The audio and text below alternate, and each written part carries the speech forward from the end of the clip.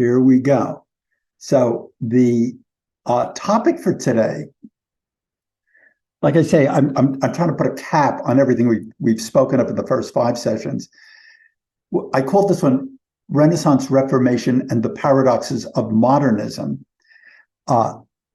essentially because what I'm trying to suggest here is that this was a period in which there was an erosion of certainty. That medieval worldview, which was very solid, if you will, and very hierarchical, very unified, is suddenly shot through with alternative realities, alternative ways of looking at the world. And these never leave us and the following 5 or 6 centuries. It's the nature of the modern world to have alternate contexts for explaining reality back to ourselves. You look at, there are obvious problems with trying to understand the world in the 21st century, given where modern physics has gone and modern cybernetics, how AI has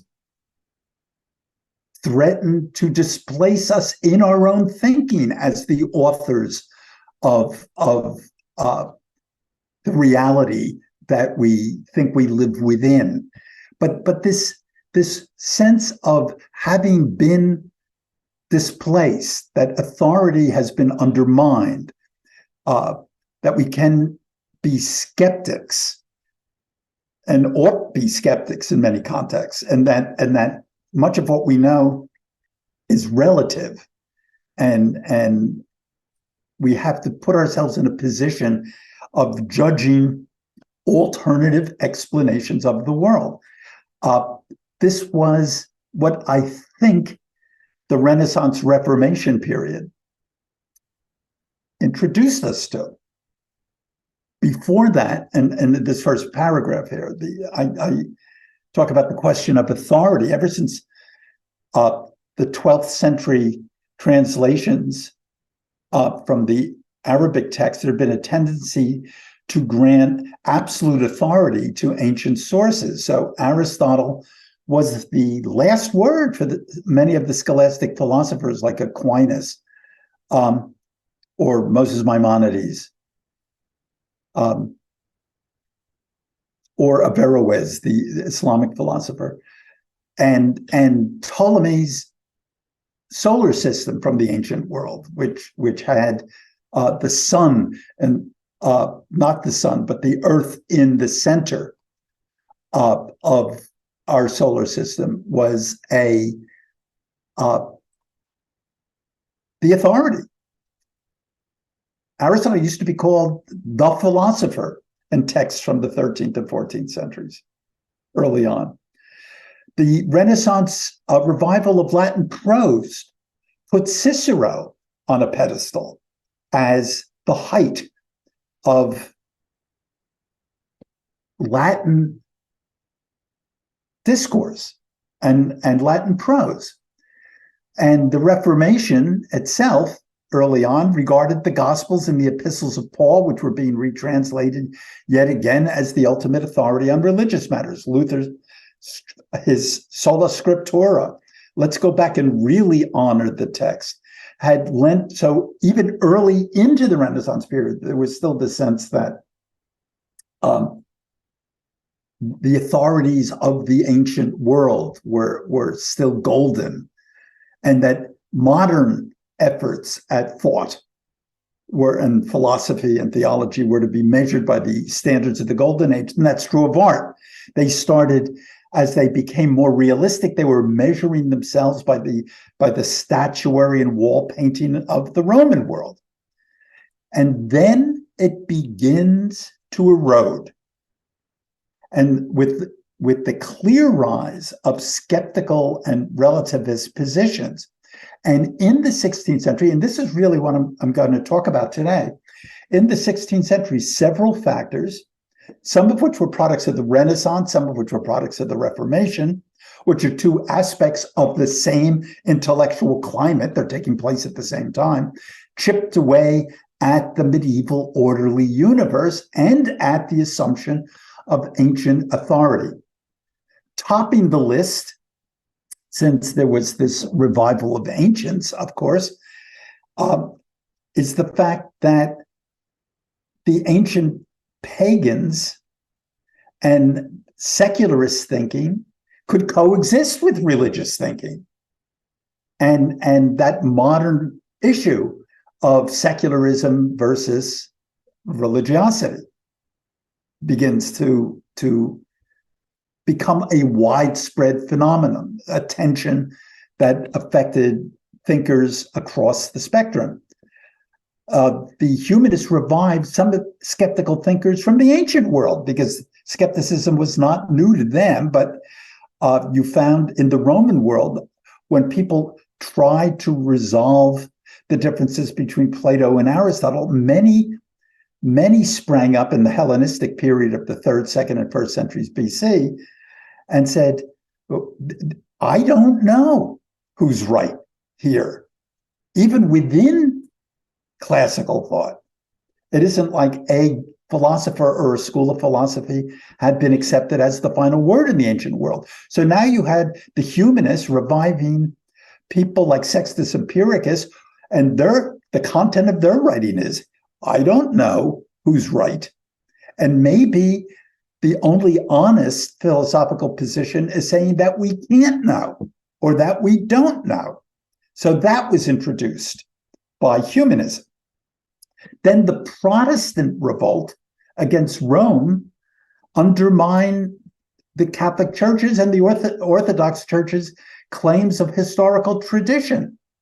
In its extreme form, as I say in the 3rd bullet there, the proliferation of Protestant sects in the German countries, where it got to the point that 50 people, 50 different ways of rephrasing and reframing Christian theology raise questions about the knowability of truth. Well, who's right? Luther says, go back to Scripture. There is the ultimate source of truth. And 20 people interpret it differently. And most notably on questions about things like free will. Is grace compelling? Are we as humans, do we have enough agency, as the humanists are suggesting? Do we have enough agency to choose whether or not we are going to accept salvation? Or is Christian grace, sola gratia, as Luther would have it, is Christian grace overpowering? And is God's power such that we are pawns? So John Calvin and all the Calvinist schools of Protestantism, like the Presbyterians in Scotland, all of those are claiming that we have zero agency. We're predestined. And well, now the question is, are we predestined or are we not? So even within religious faith, there are questions of who is right, which is the confessional or creedal correct orthodoxy. Then the scientific breakthrough that puts the sun at the center of the universe leads to conclusions, analytical conclusions that are mathematically proven, but turn common sense on its head. The new science, as we'll come to see, and I would include in that astrology and alchemy, suggests that there are answers to the nature of the physical universe. By the time we get to Newton, that's clearly the case, because his laws, like the law of gravity, the fact that objects are pulling each other, isn't, and I mean this in quotes, but I mean it literally, isn't sensible. It can't be sensed. It must be concluded from evidence and analysis. But common sense doesn't explain the fundamental understructure of the universe. So what are we to believe? Now I really feel like I'm on fragile ground. You mean what I think when I look at the world and say, oh, clearly the sun comes up in the east and falls in the west? That isn't what's going on, but it's what I'm looking at. What do you mean that isn't what's going on? And then you complexify the entire situation by the responses to the voyages of discovery, which were commercial, as we talked about either last week or 2 weeks ago, whenever, a couple of weeks ago, in motive. But what it's brought us up against are people of different cultures, some of which are very sophisticated, the Chinese, the Japanese, etc., East Indians of various stamps, and others which look primitive to European eyes, the Americas, for instance, and areas in Africa, for instance. But whether or not you're talking about rival sophisticated worldviews or not what they considered naive worldviews, the Western reality, the European world focus, their Weltanschauung, their way of looking at the world and explaining it back to themselves, is open to question. What do you do as people began to translate Native American languages, which was actually begun by Franciscans even in this period, people coming into contact with early Navajo and the like, as they begin to build dictionaries and realize that why there are people who've developed language systems in which nouns don't exist, in which every thing that we would call an object, a substantial thing, is actually a verb form and implies movement and change and motion. What is reality? So the modern problems of relativism and subjectivity, as it was raised, were born in the 16th century. And what I want to do in the subsequent slides is examine different aspects of what I've just summed up here. Before we get to that, just a comment on historical epochs, the Renaissance, the Reformation, the Enlightenment. It's a siren song. These are heuristic devices by which we try to characterize a period in thumbnail sketches to explain the past back to ourselves. So we try to characterize, and this is why we get very misleading ideas about something you might call the Renaissance or the Reformation. But they're not separate events, for instance, in the case of these two. They're two aspects of a single and singular historical moment. Despite their contrasting differences, Martin Luther and Niccolò Machiavelli are pretty much contemporary. They're two people living at the same time within the context of the same world who explain the world back to themselves very differently, not unlike the world we're in now. They did not believe, either of them as individuals, for instance, that they have to be in a discussion with each other. In the medieval world, there tended to be a set of questions that everybody had to address in a similar way, and they could say yes or no to that answer, but they were doing it within the framework of the same way of looking at the world. No longer. The revival of classical literature, replete with the secular values of ancient Rome and Greece, became an addition to, an adjunct to, not a displacement of late medieval culture. So medieval religiosity, as I'll talk about in a bit, was still there. There are still people who are responding to the world religiously in the way that the late medieval world would have explained the world. And then there are others who have nothing to do with it, where their focus is just in another place. They're not saying that isn't true. They're saying, I've got another set of interests. Now, a question was raised by someone offline, actually, about the roots of the Enlightenment in the Renaissance.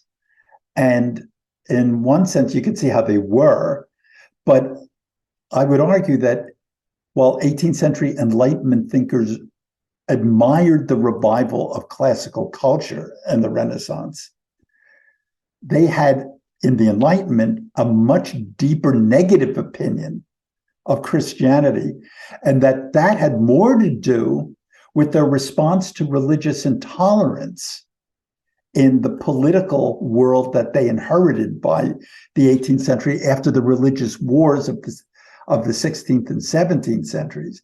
So they were responding to political violence, their sort of anti-Christian worldview, and something on the part of people like Gibbon, the famous historian who wrote The Decline and the Fall of the Roman Empire. You'll find that the secularists of the Renaissance weren't saying no to Christianity. It was more of just a change of focus. A new interest, a new toy had arrived on the scene. And speaking of Gibbon, whose picture, the Joshua Reynolds portrait I have on the right there, his characterization of the Middle Ages, the Christian Middle Ages, as a dark cloud of ignorance that overshadowed the brilliance of Greco-Roman classicism. And it was their view that the Renaissance was seen as a return to a grand tradition of cultural enlightenment. I would suggest that the modern view that we often have, the thumbnail sketch that we often have of the Renaissance, was a kind of mythic way of looking at it that was created by the Enlightenment in the 18th century, that it was a renewal, a rebirth, and that it denigrated really the creative impulses of the medieval world, which I've tried to talk about a bit last week, for instance. The deists of the Enlightenment period, many Enlightenment figures, they still accepted the idea of a creator God, people like Voltaire and the like. But for these deists, the universe was the masterwork of an uninterested divine clockmaker.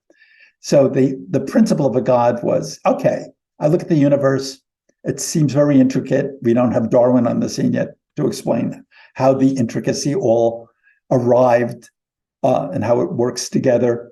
Therefore, I will posit a creator God, but not the cult figure of a man with a long gray beard invented in desert tents in the ancient world by a tribe of Israelites.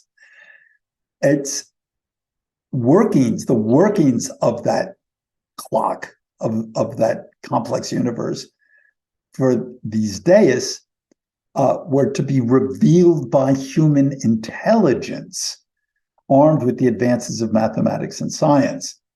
Ethics and morality were to be elaborated by the reasoning mind, not by the interpretation of ancient texts. So the Enlightenment forms its own, while it has something in common, some of its roots develop in the Renaissance, it really takes off in its own direction and brings its own biases to bear, and talking about the medieval world and in talking about the classical world and the Renaissance revival of that classical world.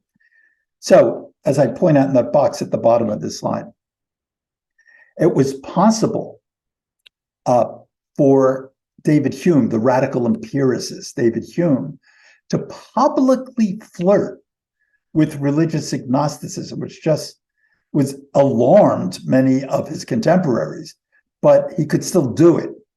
But in the 16th century, I would suggest that the most ardent and accomplished humanists were usually quite traditionally devout, that they didn't go the route into agnosticism. That was sort of still a bridge too far in the 16th century. But on this topic of medieval religion and ancient secularism derived from pagan philosophy, meeting, there were people, significant people, intellectuals, like the one I'm positing here, Desiderius Erasmus of Rotterdam,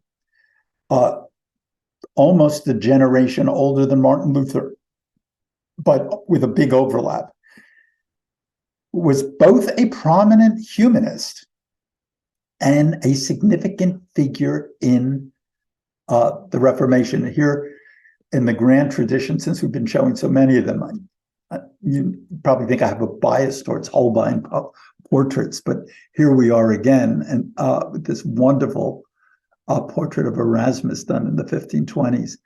So Erasmus was a proponent both of humanism and of the Catholic response to Luther and the Reformation. He defends Catholic positions against Luther in a series of epic exchanges. At the same time, he applies humanist text techniques to help translate the New Testament and into Latin and Greek from Hebrew and Aramaic. And again, the tools that the Renaissance was using to translate everything, whether it was Plato or Cicero, using the new philological techniques, here they are translating the Bible again. He's doing a Catholic Bible. Luther did a Protestant Bible. King James, the first of England, does it again in 1603. We have many translations of the Bible trying to get things right. And Erasmus collected and published books of classical proverbs. So here was a solidly Christian theologian who has much fun collecting and translating classical proverbs. And here is a comment of his on pagan authors. Sacred scripture is, of course, the basic authority for everything, because Luther was making such a thing of it, the Catholics had to respond.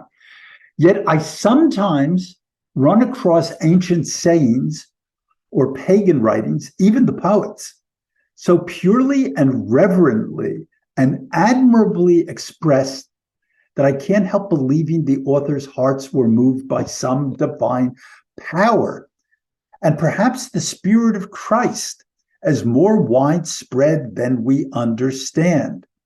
And the company of the saints includes many not on our calendar, not on our religious calendar.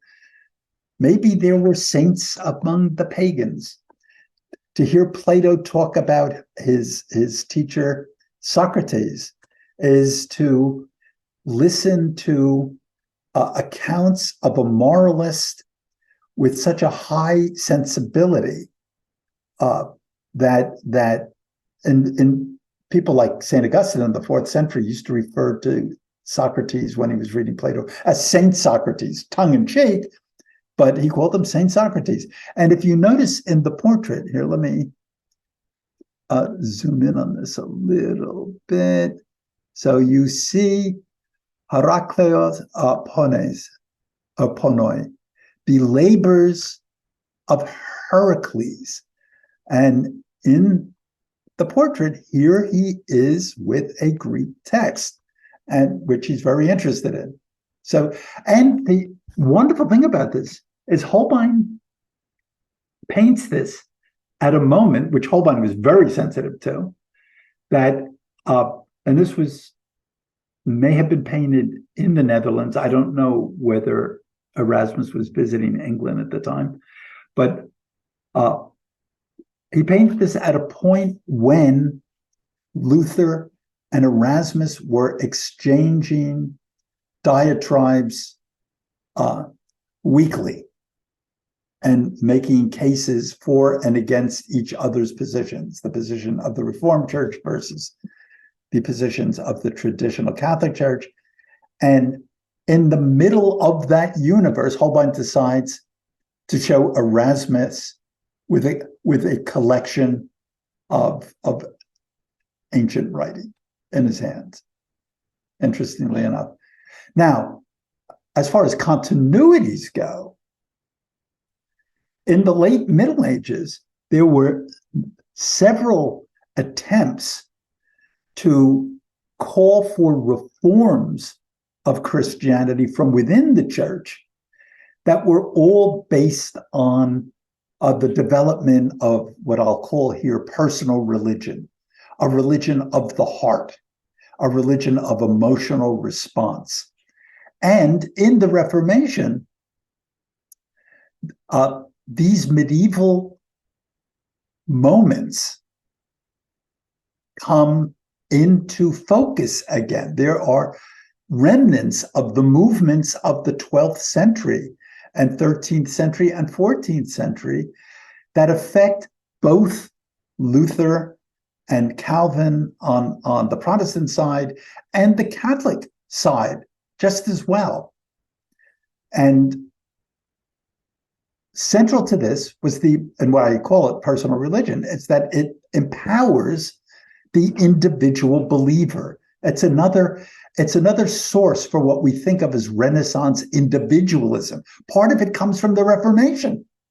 The believer, the individual, is to be empowered again. The individual is not a cipher, a passive cipher being programmed by the local parish priest. The individual believer is someone who comes with passion and a devotion to examination of the internal life of grace directly on their own. So some of the movements, the 12th century Waldensians of northern Italy and southeastern France, the so-called poor men of Lyon, who promoted a return to apostolic poverty. But groups of them, by the way, still exist into the 21st century. The Lollards in England, followers of John Wycliffe, who disavowed the Catholic clergy and promoted the use of vernacular scriptures. Let's have a Bible in English so that people can hear it and be affected by it on their own without the intercession of bishops and priests, etc. Jan Hus, the great Czech reformer, criticized the wealth of the papacy and was burnt at the stake for it in around 1415, I believe. Devotional books were way in vogue in the 15th century. The most famous being one called The Imitation of Christ by a man named Thomas à Kempis, who founded a movement called Devotio Moderna, the modern devotion. And it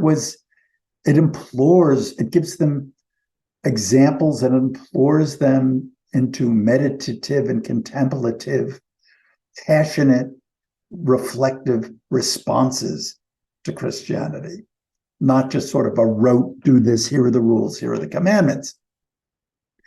And the ultimate manifestation of personal religion was the Christian mysticism that stamps many on both the Protestant and Catholic sides in the next couple of centuries, throughout the 16th century for sure.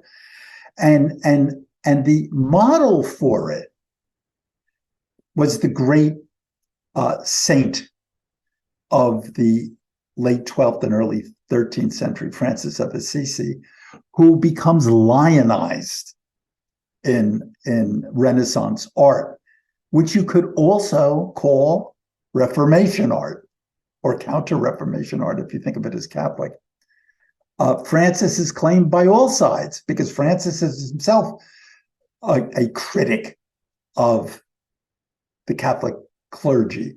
And Francis comes, if he weren't so lionized in his own lifetime, if he were not so admired, some of the positions he took bordered on positions that had already been declared heretical when other people took them. And he very much tried not to cross the line and said, well, I'm not really claiming that this is false. I'm just saying we should have individual responses to grace. And this is what it should look like. And here we have images that we get in the 16th and 17th century of ecstasy, personal religion as ecstasy. So here is Francis in ecstasy in a Caravaggio of the period, just completely at the moment that he would have received the stigma, the wounds of Christ, being lost in ecstasy. And of course, the famous ecstasy of Saint Teresa of Avila by Bernini and Santa Maria della Vittoria, part of a pediment over an altar. And of course, the nearly sexual. In fact, if you cast this in a humanist consideration, this looks like Eros with his arrow as the child of an exemplar of Venus, or Aphrodite, piercing the heart of the lover. But this is in a Catholic church, the ecstasy of Saint Teresa. And of course, I always have to come back to the Ghent altarpiece in St. Bavo's Cathedral, newly restored, by the way, using every scientific technique under the sun. And we could talk about this. And in other classes, you may have seen some of my lectures that look at this in great detail. This is one panel of several panels in this gigantic altarpiece. But this is the one of the adoration of the mystical Lamb, Christ as the Agnus Dei, and the blood of Christ, the sacrifice of the Lamb, the pierced side, draining blood into the chalice that will be used at the Mass. And in the recent restoration, they've noticed that the eyes have this grand human-like quality to them. They don't look out sideways the way animal eyes normally do, but more like human eyes, straight on. And the worshiping angels around, adoring the Christ who sacrificed himself as the Son of God for the sins of everyone. And done by the Van Eyck brothers, the same Jan van Eyck who did the Arnolfini wedding that we looked at. So here's a man who could be doing secular portraits of a marriage for a rich patron, who's also asked to do profoundly religious art centered on the mystical tradition. And Francis, as I said earlier, is always the model in art for the new piety that comes out of the Reformation. Here's the famous Bellini, which is at the Frick. If you go to the Frick, this is one of my favorite things at the Frick in the city. And here is Francis receiving the wounds in the hand and the feet. And of course, the great fan of Francis, the Spaniard of the 17th century, Francisco de Zurbarán.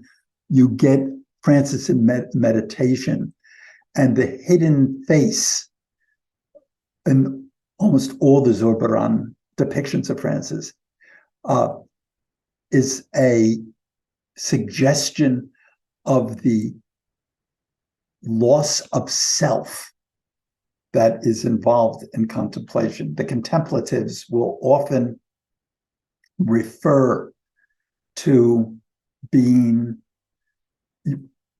you entered after much meditation and contemplation, you lose yourself and enter what John of the Cross, the Carmelite and friend of Teresa of Avila, would have called the dark night of the soul.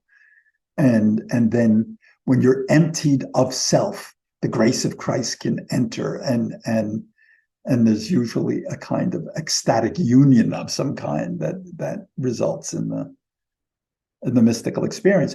So here you have a world that is increasingly secular and mystical simultaneously. All things are possible. Now, as far as Protestant radicalism goes, and the extreme versions were in the German countries for the most part, this was a movement, the radicals, was a movement that took the direction of Martin Luther and some of the other reformist theologians and followed them to the logical consequence. So if you're going to argue that the papacy does not have special traditional authority, if you're going to argue that priesthood is something that redounds to every individual Christian, not just those who are specifically appointed by the Vatican, then what is to stop the splintering, the sectarian fragmentation based on individual readings of Scripture? So as traditional clergy and hierarchy is challenged, centralized authority becomes fragmented.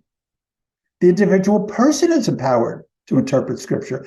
And think of the political conclusions that can be derived from that. Well, what gives any prince authority over me as an individual, if not even the church representative has authority over me?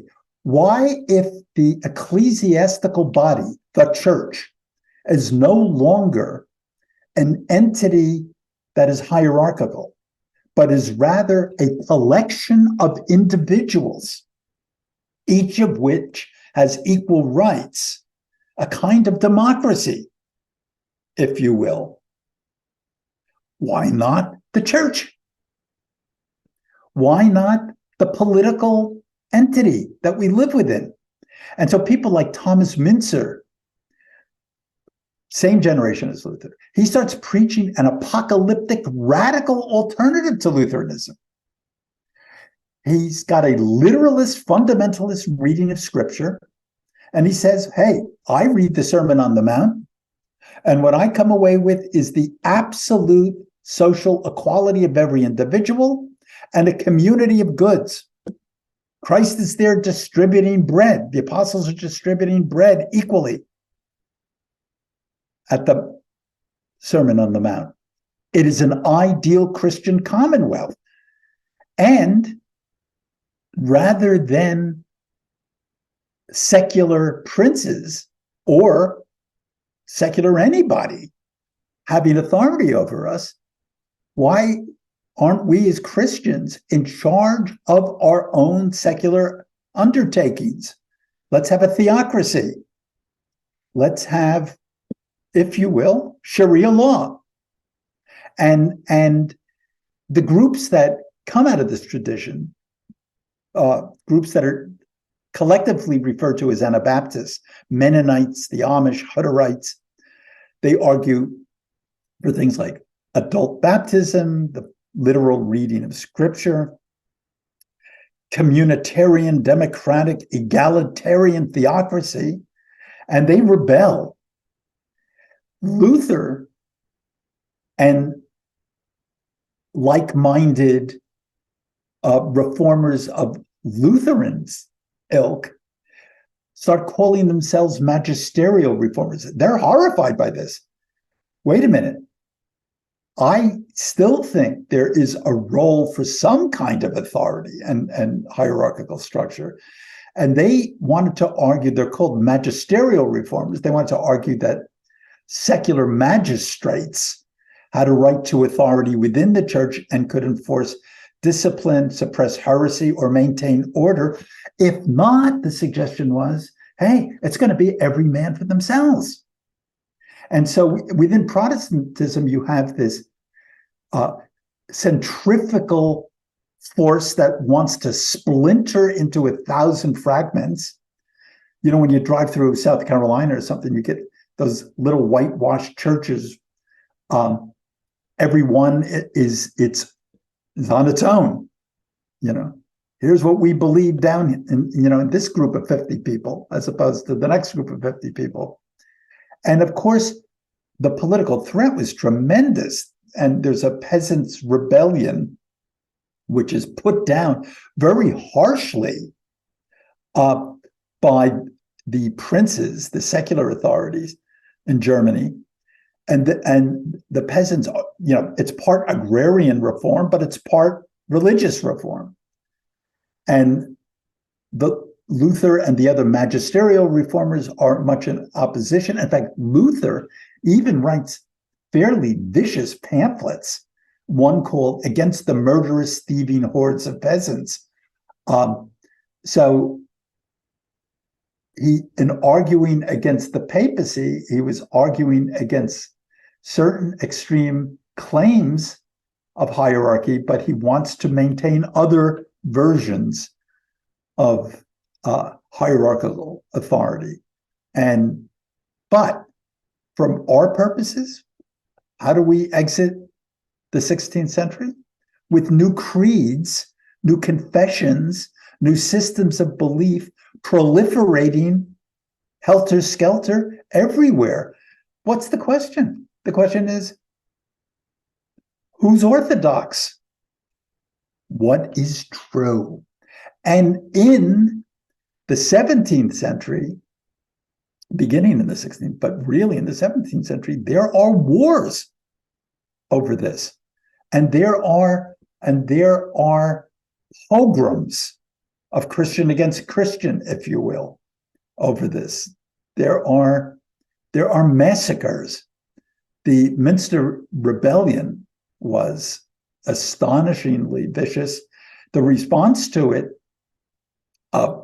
where Münster was, in Münster, 100,000 people are put to death in the course of a couple of years. So the idea of orthodoxy is under siege, both among intellectuals, humanists, and among peasants and townsmen from religious standpoints. So the 16th century climate, while we may suspect the private opinions of a Machiavelli, religious skepticism was not publicly tenable in the 16th century. You couldn't say very easily that you were atheistic. You could argue about what was truly Christian, but you weren't going to run around claiming that it's better to abandon the enterprise altogether. And with all those bitterly contested creedal disputes going on, no single church, no group calling itself a church suggested in the 16th century the principle of religious toleration. Let this guy believe what he wants to believe. We'll believe what we want to believe. The idea of religious toleration, really open toleration, was hammered out in the North American colonies much later on, and only because they found it impossible to control their own little colony. It was too diverse. So 9 of the original 13 British colonies in North America wanted to have some form of state church. And in fact, the Congregationalists in Boston put Quaker missionaries to death at one point in the late 16th century.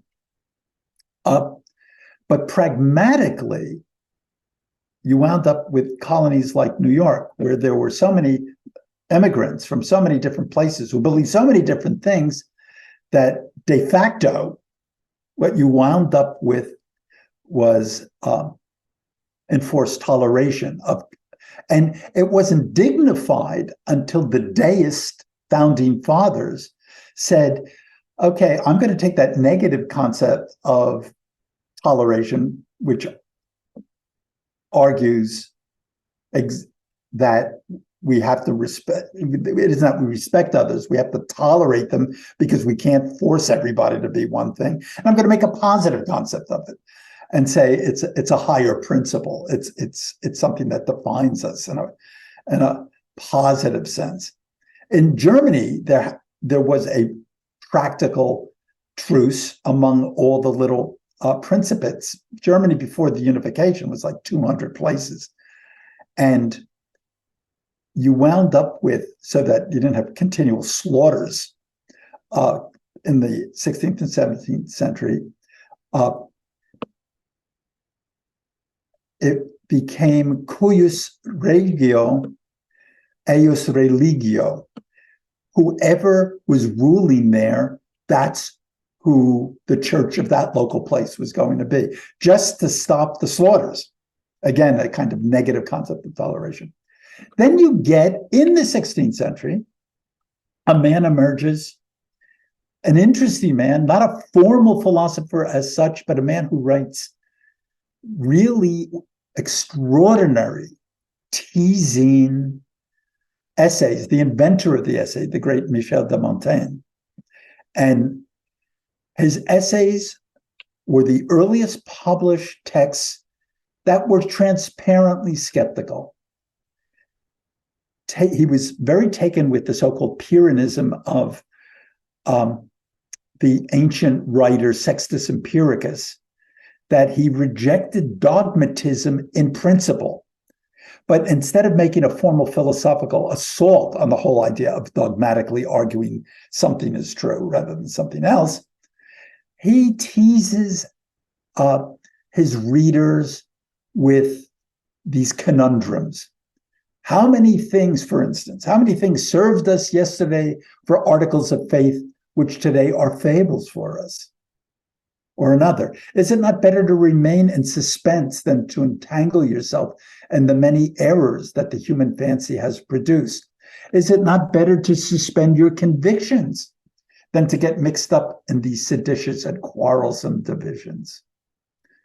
And another, whoever will imagine a perpetual confession of ignorance, a judgment without leaning or inclination, has a conception of Pyrrhonism, a style of thought derived from Sextus Empiricus, meaning stay above the fray, stay calmly removed from jumping in. Man is quite insane.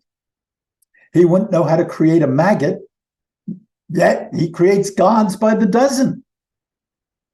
Look how ineffectual we are in our powers, yet we invent whole theologies from whole cloth, gods by the dozens. The truth of these days is not that which really is, but what every man persuades another man to believe. He could say this without the internet, believe it or not, and conspiracy theories. The literary critic, Eric Auerbach, calls Montaigne the first modern man, writing, I came across this somewhere in Wikipedia. He had the clearest conception of the problem of man's self-orientation. That is, the task of making oneself at home in existence without fixed points of support. This is the modern problem. In a way, you have to find a center for yourself, a comfort zone within the universe, without a set of creeds that fix you as this or as that. The modern secular humanist, which is why secular humanism is often assailed in the modern world by people who want to return to a formal religious theological interpretation of the world. The Taliban has no room for secular humanists. And what they say is, how can you be at home in the world? You don't know who you are. You don't know how to feel comfortable in that world without fixed points of reference. Anyhow, on to the developments of proto-science and how there is a paradigm shift with the development of Renaissance science. Now, we had talked about last week the secret knowledge revival, esotericism and natural philosophy, the secret knowledge revival, much of which was derived from ancient sources, but had been added to by medieval mystical sources, Gnosticism, occultism, Kabbalah, magic, astrology, alchemy. All of these were thought of as extensions of natural philosophy, meaning legitimate scientific ways of regarding the universe. They were all consistent with, they weren't in opposition to. It's like the idea that the world in its foundation is somewhat hidden from us. So, and the idea is to reveal what is true in that world to the initiated minds, and that this is going to take disciplines and different kinds of investigations, and that all these attempts were on the right path. They were consistent with what we would call science. Humanism emphasized the creative, godlike capabilities of mankind, and so did all these hidden knowledge, the secret knowledge, the esoterica systems of the ancient world and Renaissance and late medieval world and Renaissance. They put man in control. You are now capable of learning how to discover what the secrets are. Go and apply your scientific curiosity and have dominion, have control. They're all about applied science. What is magic? You're trying to control outcomes. What is Kabbalah? You're trying to read the message of God in things. What is astrology? You're looking at God's messages in the stars. And of course, the body is the microcosm that corresponds to the astrological macrocosm. What is alchemy? All the topics we looked at last week. So alchemy, astrology, and medicine, transmuting base substances into gold, foretelling human destinies, creating elixirs of eternal youth, and healing the sick, were considered all linked. The Azoth of the philosophers, the Azoth was the universal medication or solvent. It is believed to contain the complete information of the whole universe, atomic theory, if you will, and so is used as another word for the philosopher's stone. So the universal solvent and atomic theory are two ways of describing the same thing, if you will. It's the first great unifying theory, rooted in the esoteric and the mystical. Renaissance science was the great unifying theory. Science and magic are both doors for the initiated into the single, seamless, and inseparable text of the universe. God just doesn't give us a scripture. He gives us a universe of physical movement which seems to be obeying laws, and it is our portfolio, if you will, to learn how to read the text of that universe, which God has put there for our edification. And to understand the universe, of course, since it was created by God, was to understand God. Medieval philosophy had wrestled with ultimate questions about God, knowledge, and purpose. Renaissance science shifted the emphasis from final causes to agent causes, using Aristotle's distinction. In other words, causes about what is the final cause and causes that the medieval philosophical tradition was much about is what is the why of the universe? What is the purpose of the creation? Suddenly, whether it's alchemy, whether it's astrology, whether it's magic, whether it's physics, the question has moved to agent causes, efficient causes. What made what happen? We'll get back to the ultimate why later on, but the how begins to displace the why. And it's just a shift of paradigm. When we get to Newton, by the way, spends much of his life doing theology and astrology, despite his fame as the inventor, one of the two inventors of calculus, and the inventor of the laws of mechanical physics. Despite that, instead of running around asking questions why within the context of his physics, he's trying to understand how it works. I'm trying to parse the machine, the clock, which is what an alchemist is trying to do, which is what an astrologer is trying to do. And so the worlds of alchemy and astrology, all the way through the 15th, 16th century, all the way, I would suggest, even up well into the modern period, there is an elaborate tradition of seeing the entire universe as a macrocosm, of which we as humans are a microcosm, that can be understood in relation one to the other.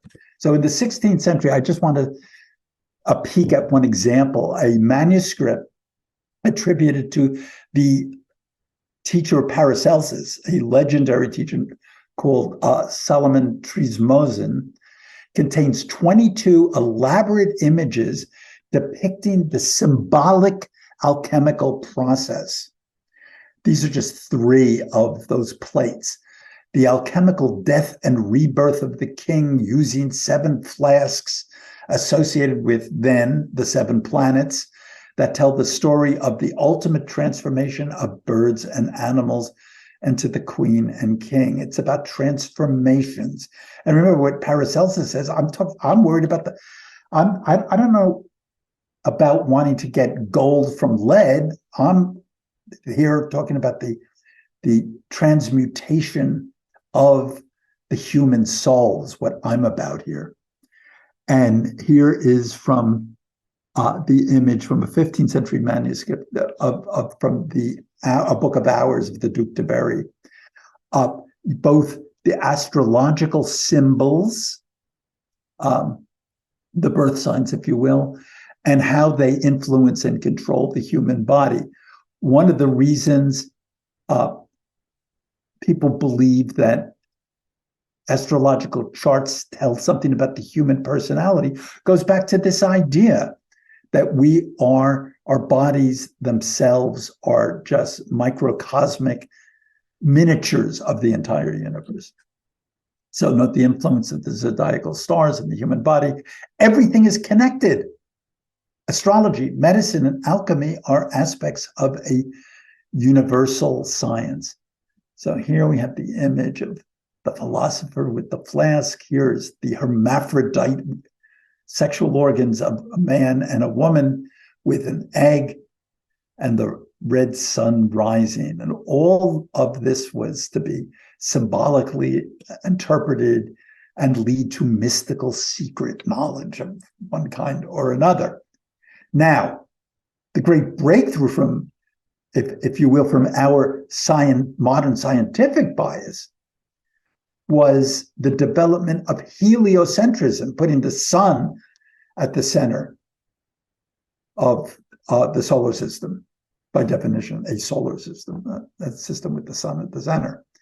And this issue is the single investigation that was used to develop the mathematical advances and the observational advances that led to the development of modern physics also, not just astronomy. As I say here, the issue that transformed Renaissance science and established the methodology and sensibility of modern science was the theory of the solar system. In the century following the death of Copernicus in 1543, there were several major contributors, all of whom straddled the Renaissance conflation of astrology and astronomy. So Tycho Brahe became a very accurate astronomical observer before telescopes were developed in the next generation. And using instruments that he created, he regularly measured celestial positions within 1 arc minute, 1/60th of a degree of arc, which was used as the foundation for calculations that led others to argue, like others like Kepler and Galileo, to argue that, guess what? The sun had to be the center of the solar system because the math didn't work for having the Earth there.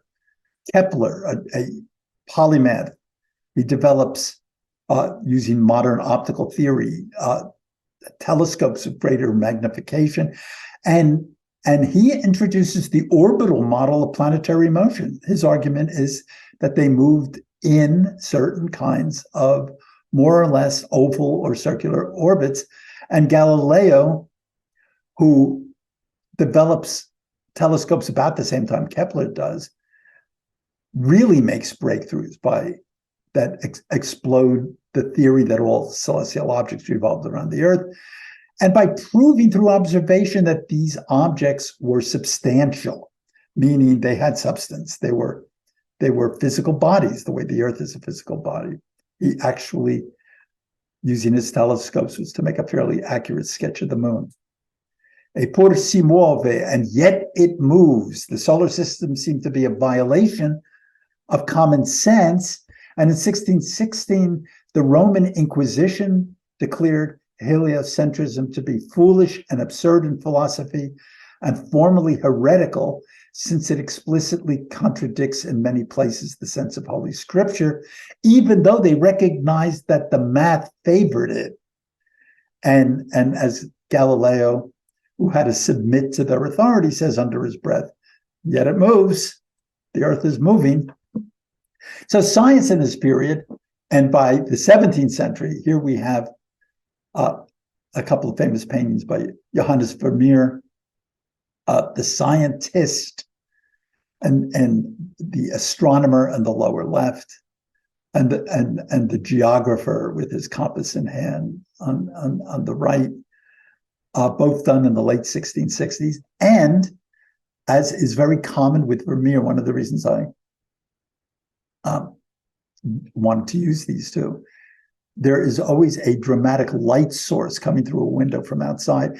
And it suggests, as the two of them face the light, that the light is from an unknown source beyond the contours of the room that they are in, that there's a truth outside the window waiting to be discovered.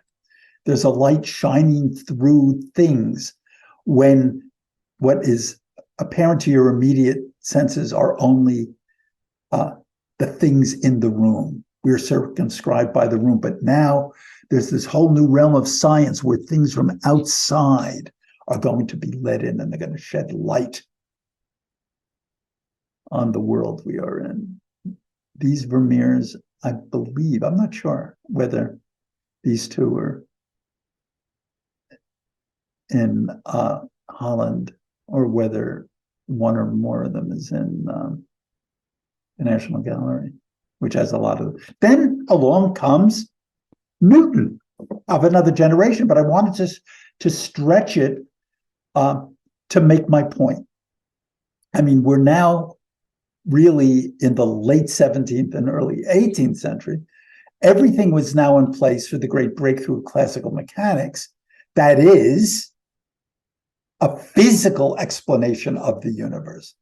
And this was accomplished by the brilliant mathematician and alchemist and astrologer, Isaac Newton. Hypothesis non fingo, I do not contrive hypotheses. Newton's law of gravitation, a mysterious force. He's saying, I got the math to argue that this works. A universal invisible force, it's an invisible force, action at a distance, led to criticisms that he had introduced occult agencies.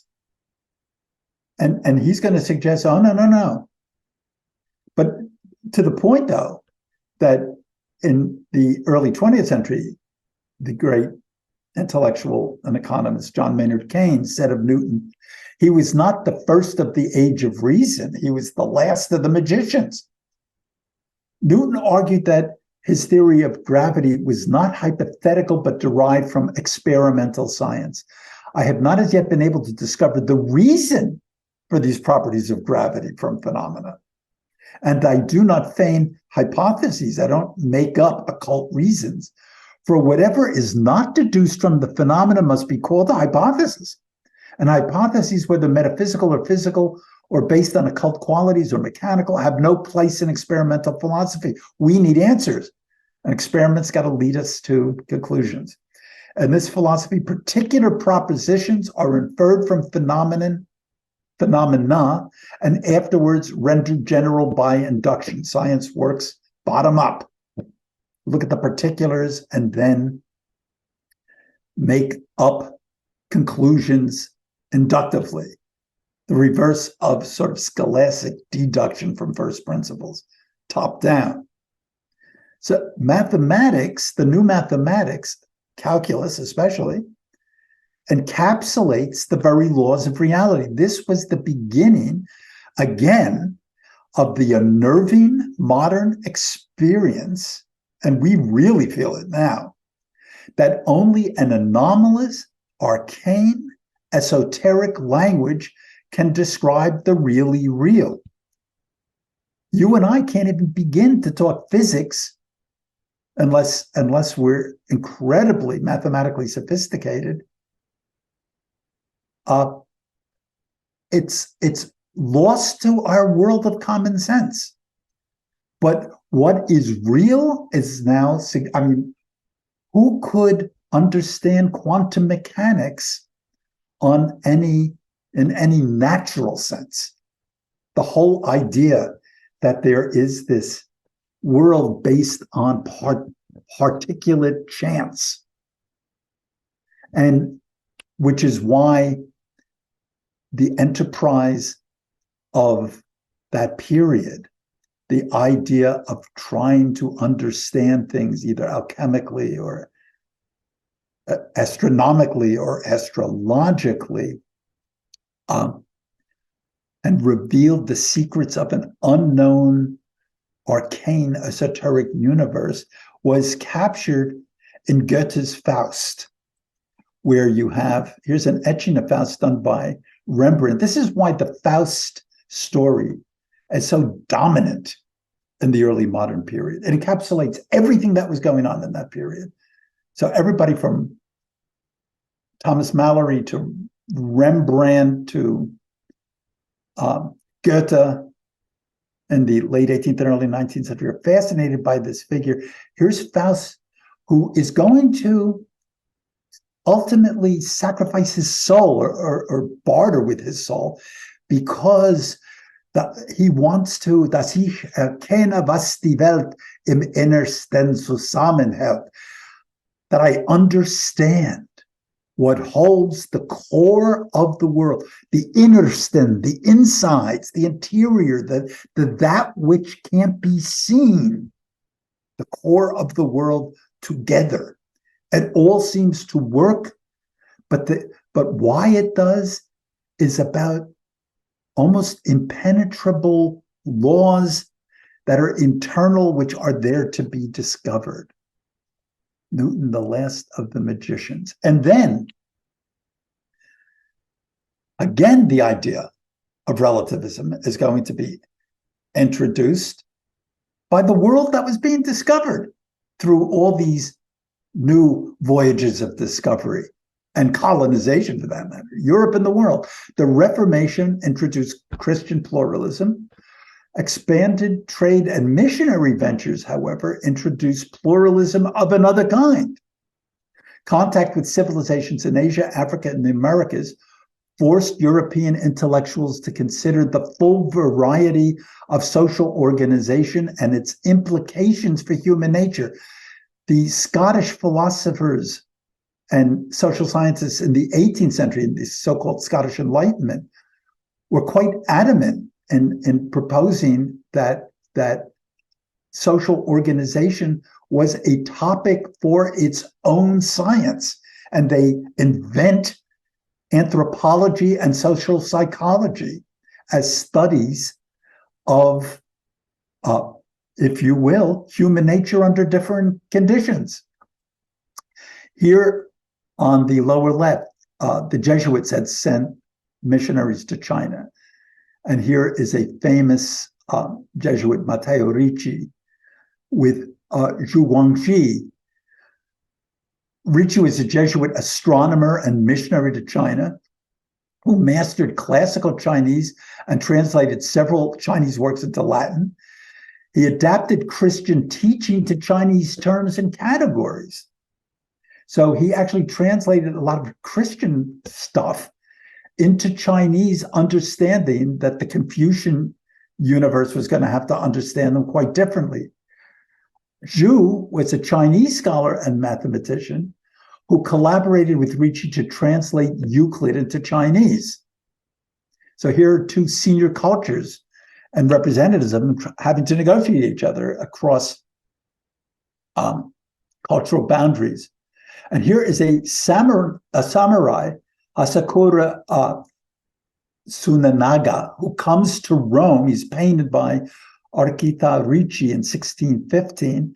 And he comes as a representative of a very sophisticated world and is displayed as such. And indeed comes from a world that has to be negotiated. There's this new understanding. What we have arrived at culturally is not the only option. There are other sophisticated options, not to mention the idea that there are people living in tribal societies that the Europeans at this point considered primitive. They wanted to argue that it reflected, many of them tried to argue that it reflected a stage of social development that they had once been in themselves, but had now moved out of. But it did raise questions of the origin of society, the origin of human nature, and the origin of human rights. In other words, when they looked at Africa, and particularly the Americas, North and South, they began to suggest that this is where we all begin. So where do concepts like political legitimacy, political institutions derive from? Where does the idea of property derive from? Since obviously primitive societies do live in common quite frequently. So the concept of private property, how does it develop out of this so-called state of nature? So they weren't just considered primitive. And many European takes, they were often considered noble.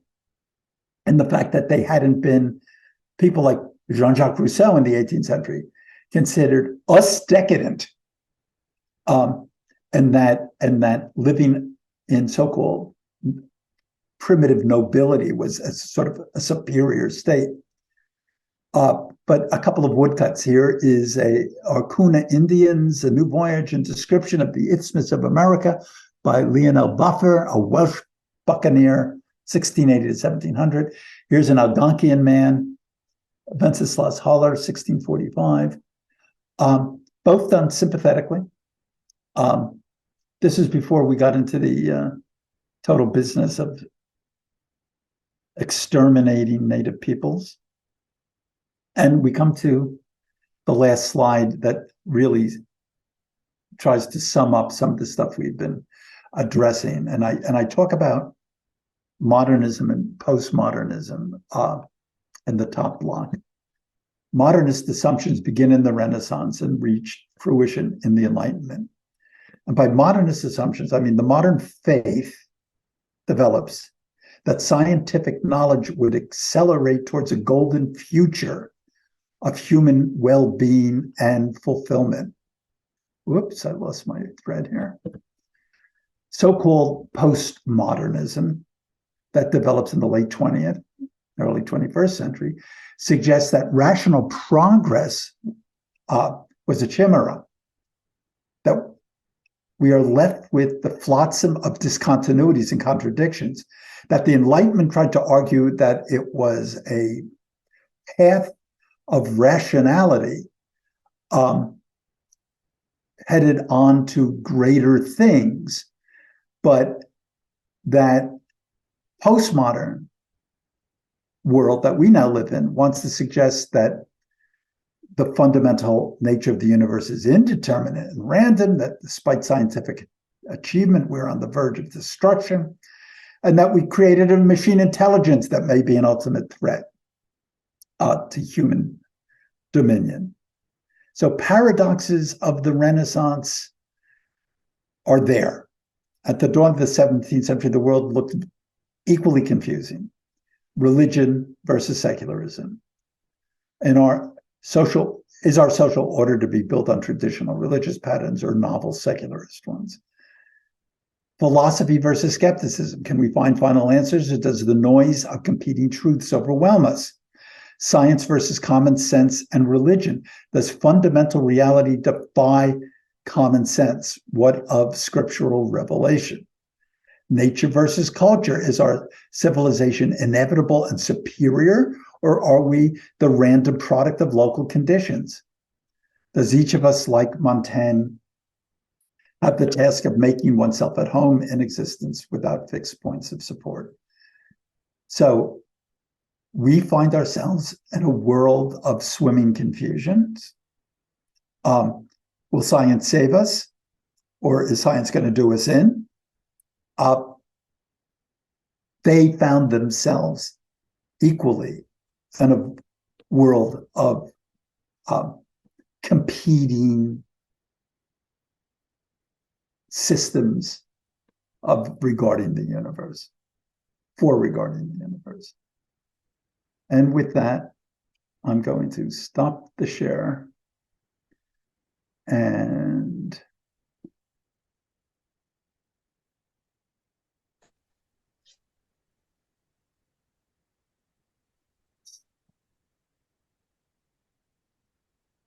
here we are.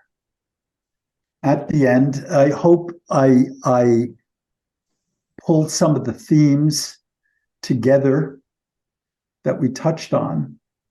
But the idea of seeing the Renaissance merely as this sort of one-dimensional revival of classical art and values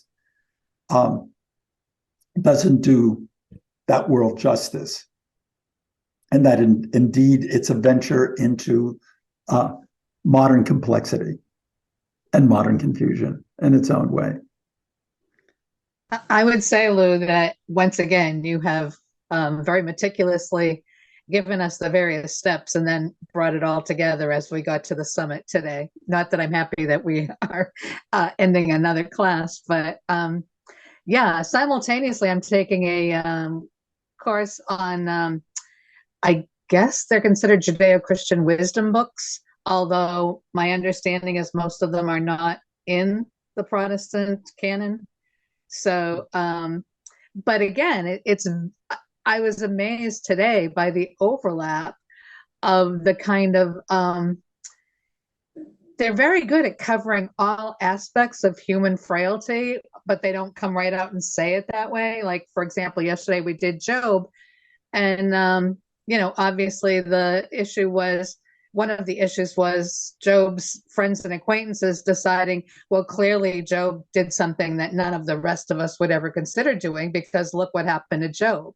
So that idea of placing man at the center of the universe, as opposed to understanding that there is a universe and man is just one part of it. So kind of these wisdom books seem to be constantly illustrating the extremes between, very fundamentalist deism versus very completely unbounded secularism, and that human beings tend to make both of those errors. And a great deal of what happens is unexplainable, but a great deal of what happens also is stuff we brought upon ourselves by not properly placing ourselves in a universe that is beyond our complete understanding. I don't know if I'm making any sense, but yeah, it's another conversation, but so I can't really address all that now. I could do something offline with you about that. But certainly a world in which we don't always think we have our bearings is the one that we find ourselves in. Yeah, or sometimes think we have full command of our bearings and everybody else is just our enemy. So again, the example of extremes. One way that I've read it recently, and I think it's a brilliant concept, is by not studying and understand, or by failing to study and understand this continuum of development among human beings in this world, is that we have reached another critical point where we have created too many, and I love this term, incompetent citizens, where discernment is kind of beyond us, or beyond a large proportion of us. Yeah, something, and I just want to explain an angle that I take towards a lot of things. I always hesitate in the idea of trying to draw lessons or parallels from history. My enterprise is always one of just trying to deepen the sense I have of what was going on in a time and place, and who the personalities were. And I leave it. I hope issues of that ilk are raised by me, but I don't want to pursue them directly in the context of the courses that I do. I understand. Yeah, so I hope I've proven to you that you are raising them. Okay. Very successfully.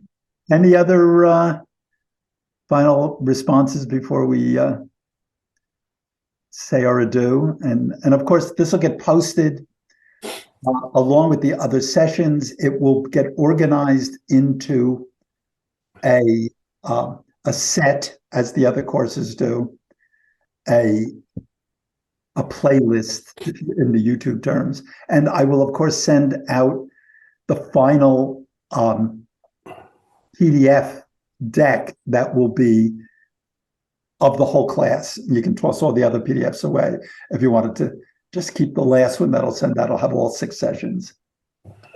Lou, I just wanted to say, this is Patricia.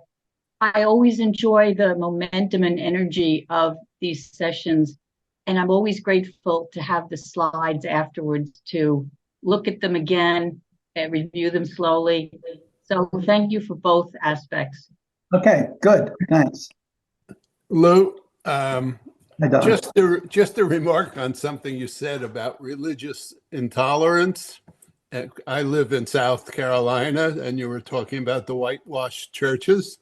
Well, the deists were not allowed to bury their family members in a church cemetery. And almost every church has a cemetery. So they had to bury them on their own property. And the families were buried together because they did not belong to a particular faith. And they're all exclusive. It's amazing. Wow. That takes up a lot of real estate. Yeah. And burial in general seems to do that. Yeah, Huh? I'm seconding in my enthusiasm everything that everyone else is saying because I really enjoy your classes. One quick question. I am a latecomer thanks to Jeff inviting me in with your last class, and I've enjoyed both so much. Are any of your previous class materials available? All of them are. I will Okay. I will send an email with the links to all the playlists. Oh, thank you. So there's about, I don't know how many, 7 or 8 or 9 courses are all up on the Miele YouTube site.